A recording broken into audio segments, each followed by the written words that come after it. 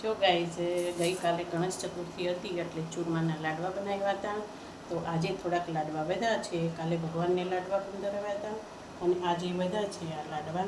તો આજે દાળ ભાત કર્યા છે, આખા રીંગણા બટેટાનું શાક કર્યું, રોટલી કરી છે અને આટલા ચૂરમાના લાડવા છે. તો આજે પણ ભગવાનને થાળ ધરવીને પછી પ્રસાદ લેશું.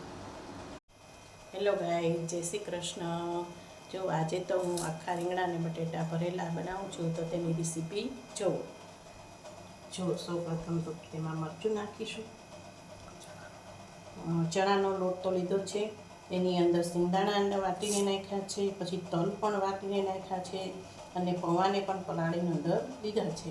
ત્યાર પછી અંદર નાખ્યું થોડું મરચું, એ પછી નાખી આપણે હળદર, પછી નાખ્યું ધાણા જીરું અને મીઠું, સ્વાદ અનુસાર મીઠું નાખ્યું.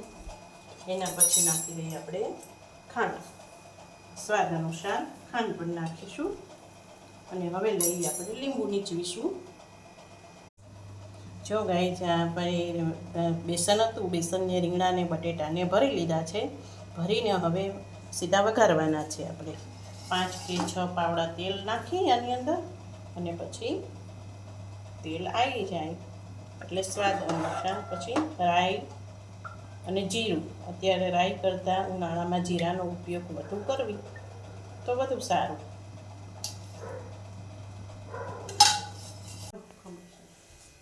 બોલો. હેલો ગાઈ, જો આજે તેલ આવી ગયું છે, એની અંદર આ વઘાર નાખું છું. વઘાર થઈ ગયા પછી સીધા બટેટા પહેલાં નાખવા પડે અને પછી આપણે રીંગણા નાખીશું. કેમ કે નીચે બટેટા હોય ને એટલે બફાઈ જલ્દી, રીંગણા પછી નખાય ઉપર અને બટેટા નીચે રાખવા પડે. પછી ઉપરથી થોડું મરચું નાખીને તો સરસ તેલ પણ સરસ આવી જાય.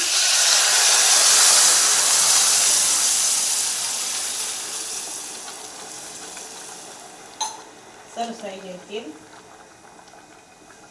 અને મરચું પણ ઉપર આવી જાય. આવી રીતે એને 10 થી 15 મિનિટ ચડાવવા દેવાના. જો હવે આખા રીંગણા બટેટાનું શાક થઈ ગયું છે, તો હવે ખોલીએ ખબર પડી. જો મસ્ત થઈ ગયું આખા રીંગણા બટેટાનું શાક, સરસ થઈ ગયું છે.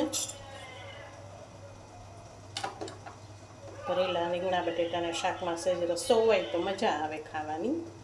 મસ્ત થઈ ગયું છે.